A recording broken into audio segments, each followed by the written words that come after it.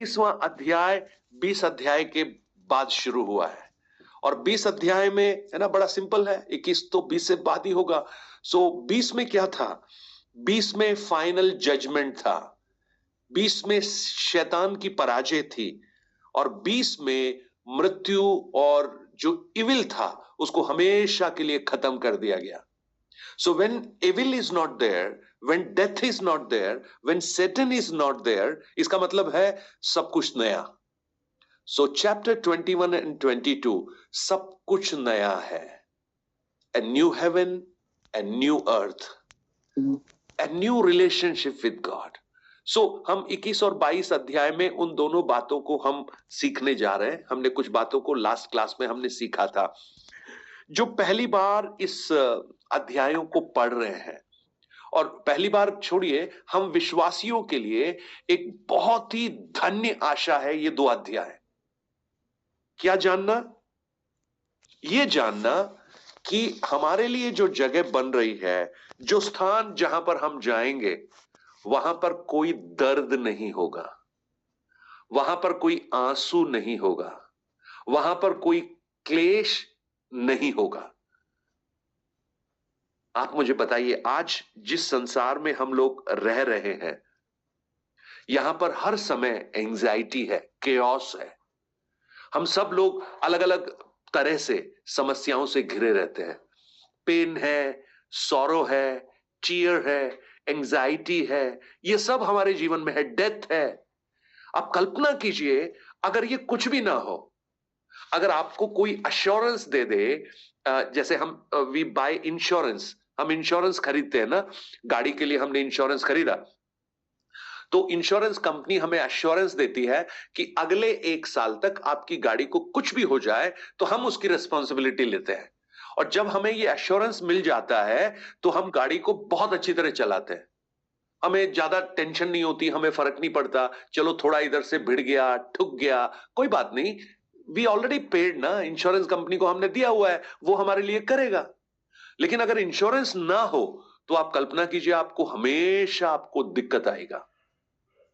और भी मैं आपको कहूं, अगर आप यात्रा कर रहे हैं, ट्रेन में आप जा रहे हैं और आप दौड़ के ट्रेन में बैठे थे, आप टिकट नहीं ले पाए, आप, ऐसा नहीं था कि आप लेना नहीं चाहते थे, पर आपको टाइम नहीं मिला, आप टिकट नहीं ले पाए।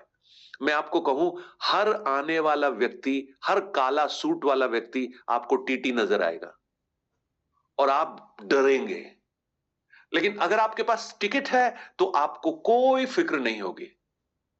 सो आप सोचिए, हमारे मसीही जीवन का कितनी बड़ी एक एनकरेजमेंट है कि the place where we are going, जो जगह हम जा रहे हैं, जो हमारे लिए प्रभु बना रहा है, वहां पर ना कोई आंसू है, ना कोई दुख है, ना कोई मृत्यु है, ना कोई आशंका है, ना कोई चिंता है। और ये बातें हमारे इस संसार के आत्मिक जीवन को बहुत प्रोत्साहन देती हैं। जब हम उन स्ट्रगल्स, उन तकलीफ, उन कठिनाइयों में से गुजरते हैं तो हमें वो आशा, वो जो होप है, हमें ये एनकरेज करती है, थोड़े समय की बात और है, ज्यादा देर नहीं है, क्योंकि हम पहुंचने वाले हैं। आप दूसरा कुरिन्ती 4 उसका 17 जब पढ़ेंगे, बुक ऑफ सेकंड कोरिंथियंस 4:17, वहां पर पौल कहता है, ये हल्का सा पल भर का क्लेश हमारे लिए बहुत महत्वपूर्ण है, क्योंकि ये अनंत महिमा को उत्पन्न करता है। ये हल्का सा क्लेश, जानते हैं क्यों हल्का सा क्लेश बोला उसने? पल भर का क्लेश क्यों बोला? पौलुस के जीवन को अगर आप पढ़ेंगे, he was always in danger. वो हमेशा तकलीफ में था। कभी भूख की वजह से तकलीफ थी, कभी जहाज टूट जाता था, कितनी बार जेलों में डाल दिया उसको, यहूदी लोगों ने उसको तिरस्कृत कर दिया, अन्य जातियों ने उसको रिजेक्ट कर दिया, मृत्यु का भय कितनी बार हुआ, भूखा रहना पड़ा, टोकरी में उतारना पड़ा उसको, लटकाया, मतलब, और इन सारे क्लेशों को वो कहता पल भर का क्लेश। जानते हैं उसका कारण क्या है? क्योंकि उसने उस दर्शन को प्राप्त किया, उसको ये समझ में आया कि वो जो एटर्निटी जो है, जो अनंत काल है, उसकी तुलना अगर मैं इस संसार के 70-80 सालों से करता हूं तो वो पल भर जैसा नजर आता है, पल भर जैसा। सो प्रियो, दिस इज एन एनकरेजमेंट। आज हम कठिनाइयों में से जब गुजरते हैं तो ये 21 और 22 अध्याय हमें एनकरेज करें कि हम थोड़े समय के लिए इस परेशानी से गुजर रहे हैं, लेकिन बहुत जल्दी हम इसमें से ऐसी जगह पहुंचेंगे जहां कोई तकलीफ नहीं होगा, है ना। और ये उस समय लिखी गई पुस्तक है जब वास्तव में मसीही लोग बहुत सताव से गुजर रहे थे। वो लोग जेलों में डाले जा रहे थे, उनको स्लेन कर दिया जाता था, गले काट दिए जाते थे, और वो बहुत बहुत, यहां तक कि जो खुद यूहन्ना पतमोस के टापू में पड़ा हुआ है, और उस समय ये दर्शन उसको मिल रहा है कि no more tear, no more sorrow, no more separation with God, no more anxiety, no more death. तो आप सोचिए उस पतमोस के टापू पे बैठा हुआ यूहन्ना कितना उत्साहित हो गया दर्शन को देखकर।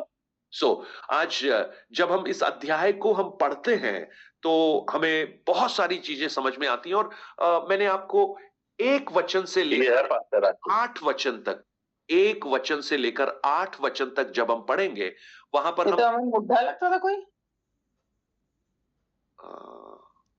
आई थिंक ब्रदर रविंद्र आपका अनम्यूट हो रहा था बार बार। ओके, 1 वचन से 8 वचन तक जब हम पढ़ेंगे तो हमें समझ में आएगा, वहां पर 3 बातें यूहन्ना बता रहा है, और मैंने आपको 3 बातें शायद पिछले क्लास में लिखवाई थी, plus please write down. Number 1, 1 से लेकर 5 तक वचन में यूहन्ना कहता है ये जो लोग हैं जो वहां रहेंगे, दे आर गॉड्स पीपल, वो परमेश्वर के लोग हैं।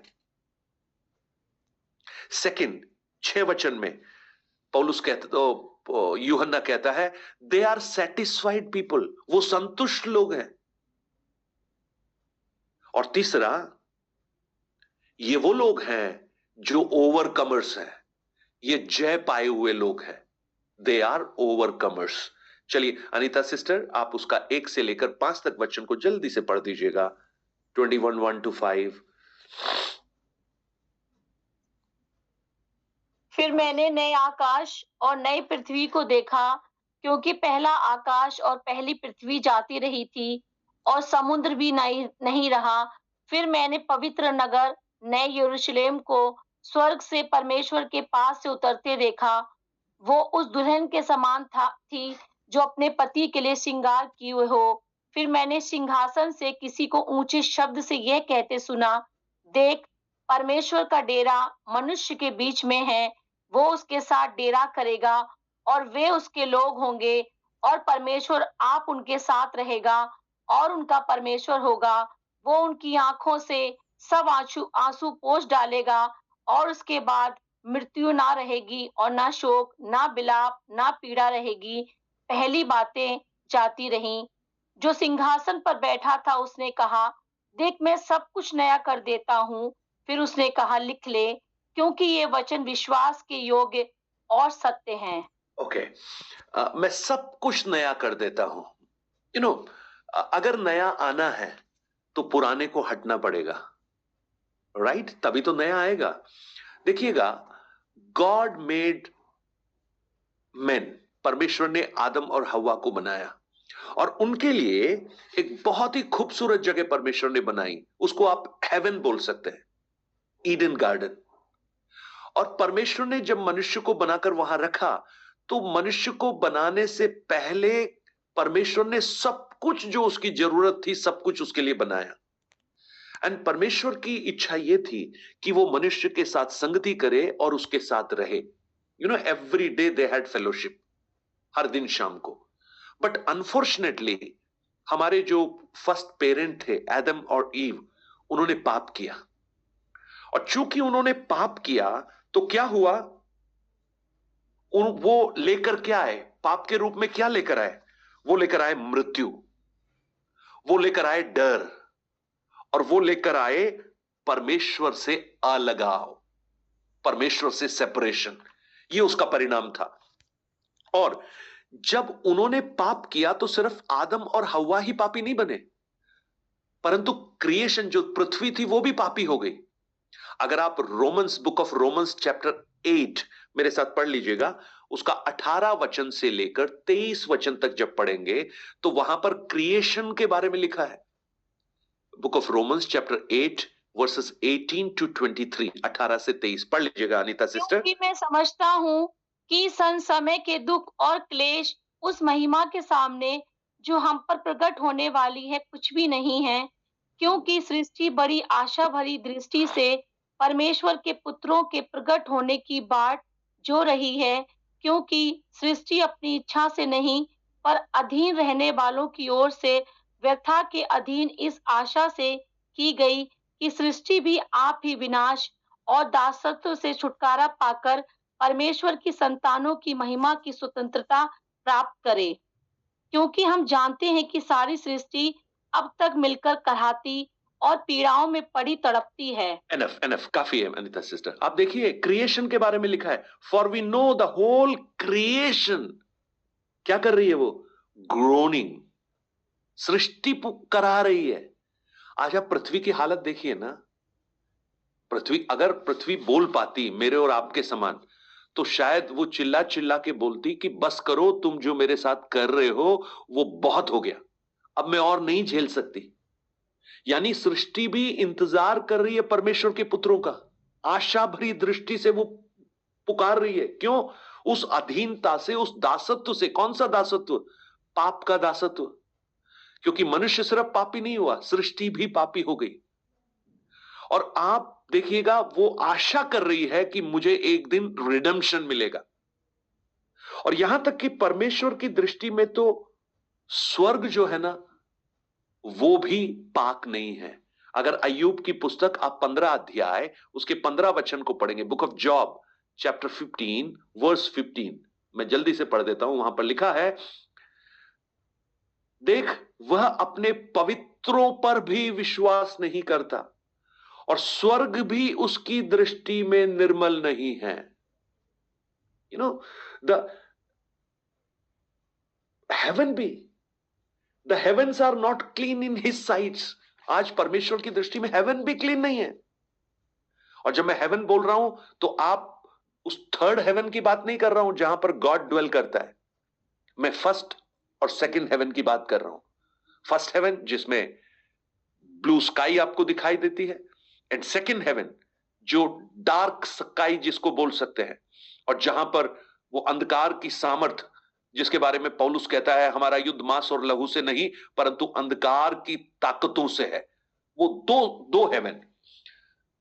थर्ड हेवन तो वो जगह है जहां पर गॉड ड्वेल करता है, ये उसके बारे में नहीं लिखा है।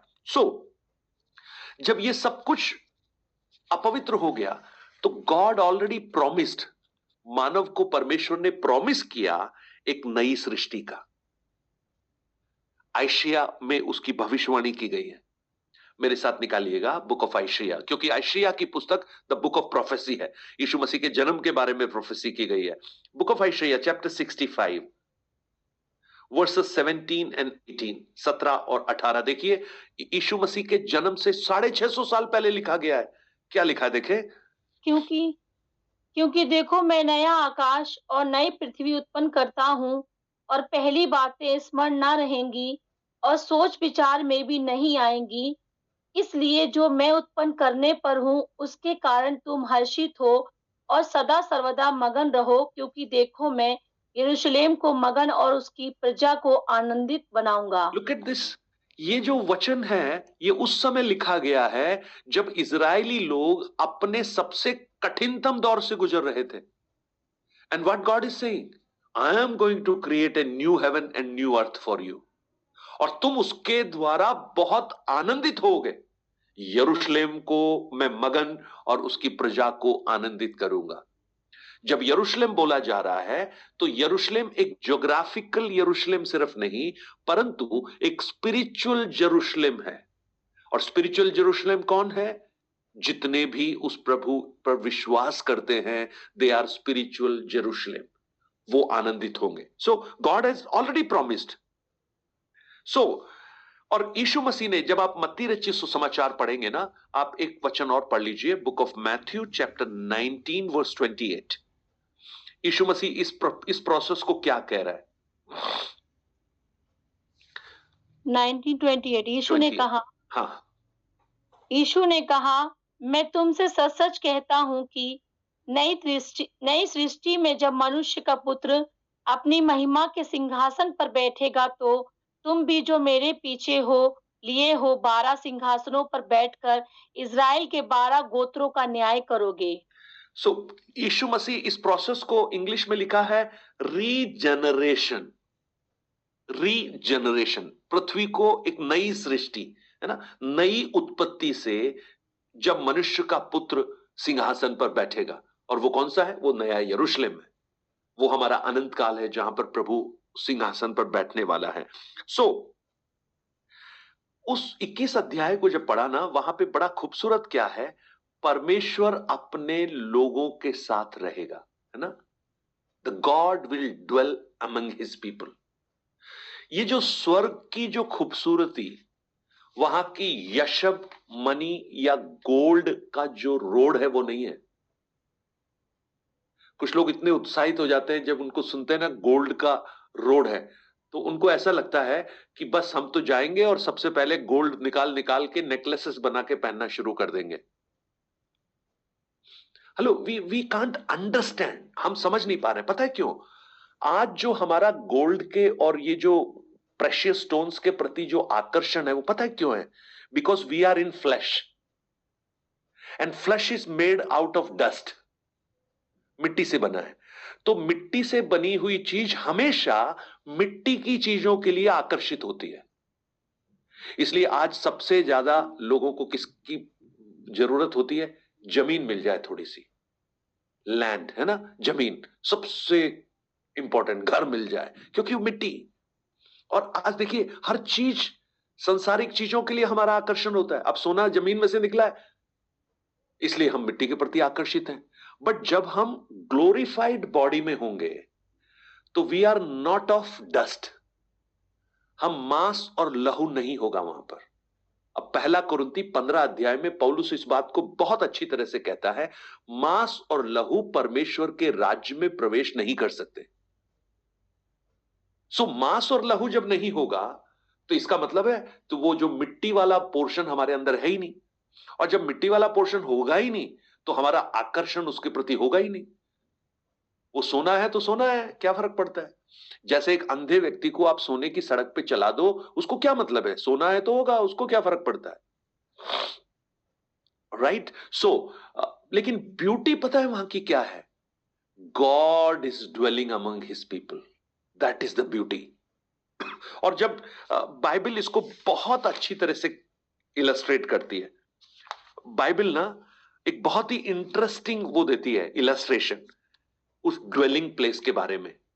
आप देखिए, अगर हम उत्पत्ति से चलेंगे ना, शुरू से अगर हम चलना शुरू करेंगे, तो सबसे पहले परमेश्वर मनुष्य के साथ आदन की वाटिका में रहा, है ना।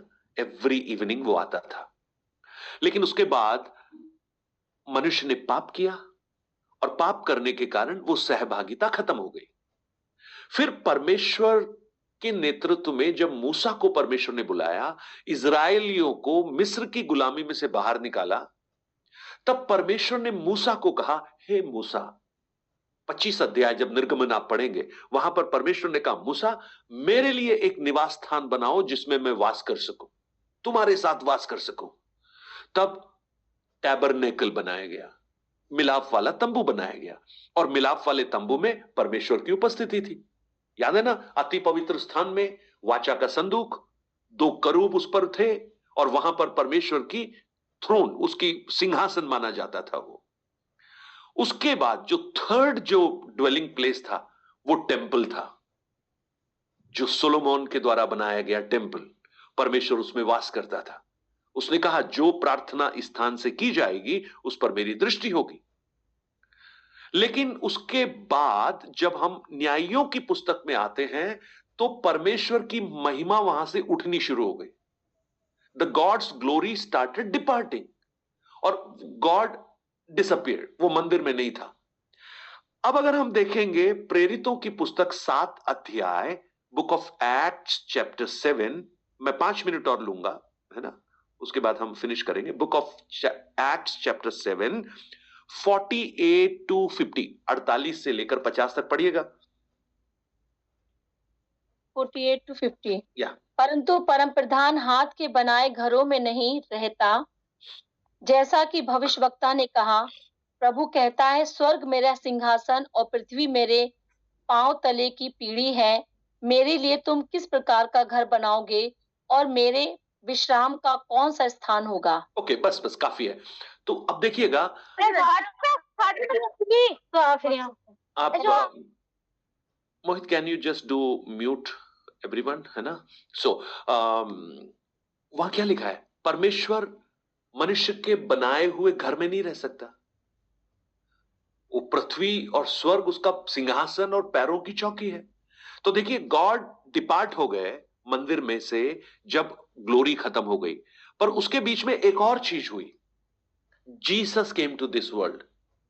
यीशु मसीह इस संसार में आए, और यूहन्ना 1 उसके 14 में हम पढ़ते हैं, और उसने हमारे बीच में डेरा किया और हमने उसकी महिमा को देखा। तो Jesus was there for 33.5 years। तो 3.5 साल की उस मिनिस्ट्री में गॉड ड्वेल अमंग देम, परंतु वो भी परमानेंट नहीं था। उसके बाद प्रेरितों की पुस्तक में जब कलीसिया की स्थापना हो गई, अब लिख रहा है वहां पर मनुष्य के बनाए हुए भवन में वो नहीं रह सकता। तो फिर अब कहां रहता है वो? तो वो अपने मंदिर में रहता है। अब मसीह अपने मंदिर में रहता है। एंड उसका मंदिर क्या है? क्या तुम नहीं जानते तुम परमेश्वर का मंदिर हो और परमेश्वर की आत्मा तुम में वास करती है? Our bodies are the temple of God. देखिए, चूंकि ये बॉडी टेम्पल ऑफ गॉड है, ये टेम्पल है, इसलिए इसका ध्यान रखना भी बहुत जरूरी है। You know, we need to take care of our body. उस बॉडी को टेक केयर करने में हम हर चीजों को शामिल करना चाहिए। उसको, उसकी क्लेanलीनेस से लेकर उसकी हेल्थ को भी लेकर आपको कंसर्न होना चाहिए। You need to take care because this is God's temple. You can't say कि ये तो मेरा शरीर है, मैं तो कुछ भी करूंगा। No no, it is not yours, it is God's temple. So you need to take care of that. चलो, उसके बारे में मैं फिर कभी बात करूंगा। तो वो आज हमारे अंदर रहता है। और साथ ही साथ book of Ephesians chapter 2 verses 21 and 22 अगर आप पढ़ेंगे, एफेसियंस चैप्टर 2 21 एंड 22, आप देखिएगा वहां पर क्या लिखा है। जिसमें सारी रचना एक साथ मिलकर प्रभु में एक पवित्र मंदिर बनती जाती है, जिससे तुम भी आत्मा के द्वारा परमेश्वर का निवास स्थान होने के लिए एक साथ बनाए जाते हो। Okay, he lives in church. वो एक पवित्र भवन, यानी जब हम सब मिल जाते हैं तो हम क्या बन जाते हैं? हम चर्च बन जाते हैं। And he lives there.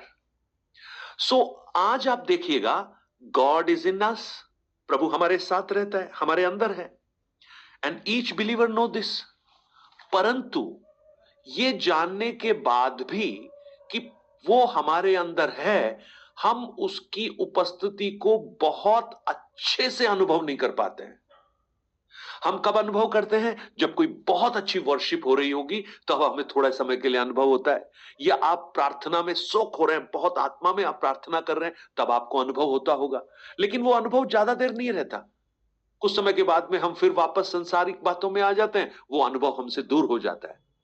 But one day we will come to know the fulfillment of that fellowship। एक दिन हम उस ड्वेलिंग को ना, उस परमेश्वर की जो ड्वेलिंग को हम अक्षरत अनुभव करेंगे। और वो थोड़े समय के लिए नहीं, एक वर्शिप के एक पार्ट के लिए नहीं, लेकिन एटर्निटी के लिए हम अनुभव करेंगे, क्योंकि हम उसके साथ हमेशा हमेशा के लिए रहने वाले हैं। यू जस्ट इमेजिन, आपने लास्ट टाइम जब आप वर्शिप कर रहे होंगे और आपने यह अनुभव किया, the presence of God is with us. कई बार ऐसा होता है ना, आप जब आराधना कर रहे हैं, गीत गा रहे हैं, सब कुछ भूल गए, आपको परमेश्वर की उपस्थिति का एहसास हुआ। How good that experience! वो कितना अच्छा एक्सपीरियंस है आपका। आप कल्पना कीजिए, आपको एटर्निटी के लिए उसी एक्सपीरियंस में आपको अगर छोड़ दिया जाए, how do you feel it? You will be with Lord forever and ever. So this is the beauty of new heaven and जहां पर प्रभु हमारे लिए वो नया यरूशलेम हमारे लिए बना रहा है। राइट? सो हम लोग कल और अगले 3 दिन में हम कोशिश करूंगा कि मैं 21 अध्याय को मैं खत्म करूं, और I will try to finish this 22nd chapter next week. अगले वीक में हम लोग इसको खत्म करने की कोशिश करेंगे। And I was just looking, मेरी 2 डायरियां भर गई और अभी 6-7 मंथ हो गया हम लोगों को। शायद ये हमने अप्रैल 22nd को या 21st को शुरू किया था बुक ऑफ रेवलेशन, और ये इतना लंबा हो गया, but I believe that this is definitely helped you. और आपको याद होगा जब मैंने ये शुरू किया था, मैंने आपको ये बताया था, don't think that I will give you so deep theological messages, और मैं आपको पारंगत नहीं कर दूंगा कि आप कह सकेंगे ओ हमें तो पूरा रेवलेशन आता है। हाँ, बट मेरा जो फोकस था, मेरा जो कंसर्न था, वो ये था कि अब आपको रेवलेशन पढ़ने में तकलीफ नहीं होगी। अब आपको प्रकाशित वाक्य के जो जानवर जिसके सींग इतने सारे, इतने सिर, पढ़ते हुए आपको दिक्कत नहीं आएगी। आप उसको आराम से पढ़ पाएंगे। कोई अगर आपसे पूछेगा तो आप उसको एक जवाब दे सकते हैं कि yes this is what this talks about. So अगर वो पर्पस पूरा हो जाता है तो I believe that my goal is already met up, right. So चलिए हम परमेश्वर को धन्यवाद दें। थोड़ा सा समय आज ज्यादा हो गया, 7-8 मिनट्स, नॉर्मली 10-5 तक हम लोग खत्म कर देते। So sorry for that. So will continue to study the word of God. परमेश्वर हम सबको आशीष दे। So I request brother Edward to please pray. आप प्रार्थना कीजिए, since you are coming first time, तो we want you to pray. Sure. Hallelujah. Praise the Lord. अनुग्रहकारी का नाम है परमेश्वर। प्रभु हम आपका धन्यवाद करते हैं सुंदर समय के लिए। धन्यवाद करते हैं पिता परमेश्वर, इस ऑनलाइन मीटिंग में जो बाइबल स्टडी के लिए हम लोग एकत्रित हुए। प्रभु हम धन्यवाद करते हैं प्रकाशित वाक्य को पिछले एक लंबे समय से कलीसिया में लोग सीख रहे हैं, पास्टर जी के द्वारा लोगों को सिखाया जा रहा है। प्रभु हम धन्यवाद करते हैं जो प्रकाशनों को आपने प्रकट किया, सीखने में सहायता और मदद किया पिता परमेश्वर, उसके लिए हम आपका धन्यवाद करते हैं। आज हमें भी जुड़ने में प्रभु आपने सहायता किया पिता परमेश्वर, हम धन्यवाद करते हैं। पवित्र आत्मा ने हमें अगुवाई किया कि आज हम समय निकाल करके इस मीटिंग में सम्मिलित हो सकें, ताकि पिता परमेश्वर हालेलुया हम भी वचनों से जान सकें, सीख सकें। उसके लिए हम आपका धन्यवाद करते हैं। प्रभु हम प्रार्थना करते हैं एक दिन वो समय आएगा जब पिता परमेश्वर हालेलुया आप सदा सर्वदा हमारे साथ रहेंगे। प्रभु उस बात को हम ध्यान करते हुए प्रभु हम तमाम बातों के लिए आपका धन्यवाद करते हैं। धन्यवाद करते हैं पिता परमेश्वर। Hallelujah praise the Lord. प्रभु इस संसार में रहने के समय एक पवित्र जीवन बिताने में आप हमारी सहायता करें, ताकि पिता परमेश्वर जब आप बादलों पे आए तो प्रभु हम में से प्रत्येक जन बादलों पर उठाया जाए। प्रभु आपकी हालेलुया अनुग्रह और आशीष हम सबके साथ बने रहने के लिए हम प्रार्थना करते हैं। पास्टर राजकुमार को भी प्रभु हम आपके हाथों में देते हैं। प्रभु आपके अभिषेक दास हैं, आप उन्हें और शक्ति, सामर्थ और बल दे पिता परमेश्वर, और उनकी हालेलुया डीपर रूट मिनिस्ट्री को प्रभु और आशीषित करें पिता परमेश्वर। उनके दिए हुए वचन कई लोगों के लिए आशीष का कारण है। प्रभु हम धन्यवाद करते हैं, धन्यवाद करते हैं, सब बातों के लिए आपका धन्यवाद करते हैं। प्रभु आदर महिमा आपको देते हुए यीशु मसीह के नाम में होकर मांगते हैं, सुनो, ग्रहण करो हमारे स्वर्गीय पिता। आमीन आमीन आमीन आमीन। प्रभु ने हमारी प्रार्थना को सुना, इसके लिए प्रभु को हम धन्यवाद करें। अब हमारे यीशु मसीह का अनुग्रह, पिता परमेश्वर का प्रेम, पवित्र आत्मा की संगति और सहभागिता हम सब के साथ मसीह यीशु के दूसरे आगमन तक होती रहे। आमीन आमीन। So good night, God bless you. प्रभु सबको बहुत बहुत आशीष दे, right. So we'll see you tomorrow. सबको जम सके। जय मसीह, जय मसीह। Thank you Mohit for an amazing talk. I truly believe that it was a blessing to many. Amen. Thank you. Praise the Lord, Pastor ji, praise the Lord, जय मसीह। Praise the Lord, praise the Lord। Ravi कैसे हो रवि? तबीयत ठीक है तुम्हारा? हाँ तबीयत ठीक है अब तो सर। चलो, आपके बच्चे कैसे हैं? दोनों भी ठीक है, दोनों बेटियां ठीक है। या रवि के लिए आप लोग प्रार्थना करना। वो 2 बेटियां हैं, उनको, उनकी वाइफ कुछ समय पहले प्रभु में सो गई, वो अकेले उनको टेक केयर करते हैं। And he is also diagnosed with a big disease, वो भी बहुत बीमार रहता है। सो गॉड इज गुड रवि, परमेश्वर भला है और आपके लिए अद्भुत काम करेगा। और रजत न जाने कब शादी करने वाला है, लड्डू खाने का हम इंतजार कर रहे हैं। Praise the Lord sir. Praise the Lord. शादी के लिए सर बात तो किया था, बट अभी लड़की वालों को टाइम चाहिए। अच्छा, तो उन्होंने टाइम मांगा है, तो शादी जो है अक्टूबर नवंबर के पास में होगा। ओके, चलो चलो, अभी वैसे भी इतनी ठंड है, हम लोग आना थोड़ा मुश्किल था, है ना। जी जी जी सर। तो उन्होंने वर्गीस अंकल आंटी आप लोग ठीक हैं? Praise the Lord, praise the Lord. So Edward brother, आप लोग कहाँ हैं दिल्ली में? Where you are placed? Sir हम लोग ईस्ट दिल्ली में है, नियर प्रिंस विहार, लक्ष्मी नगर, आपने सुना होगा। Okay, what is the church? Pentecostal church है, अबंडेंट लाइफ चर्च, हम उसके मेंबर हैं। Who is the pastor there? Who is pastor? Pastor Vincent Bhaskar. Pastor Vincent Bhaskar. Okay, चलो wonderful. अश्विन जी, all good ना? Yes yes, praise the Lord, praise. और कैसी Madhusmita sister कैसी हैं? अच्छी है, अच्छी है, वो भी बैठी है साथ में। हाँ, very good, very good. Praise the Lord Ashwin uncle, praise the Lord Varghese uncle. आप इतने समय से नहीं थे तो सब लोग चिंतित थे आपको लेकर।